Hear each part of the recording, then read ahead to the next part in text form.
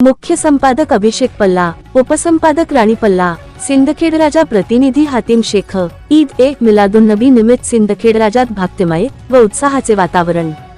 सिंदखेड राजा पैगंबर हजरत मोहम्मद यांच्या जयंतीनिमित्त साजरा करण्यात येणाऱ्या ईद ए मिलादुन्नबीचा उत्साह सिंदखेड राजा शहरात मोठ्या जल्लोषात पाहायला मिळाला।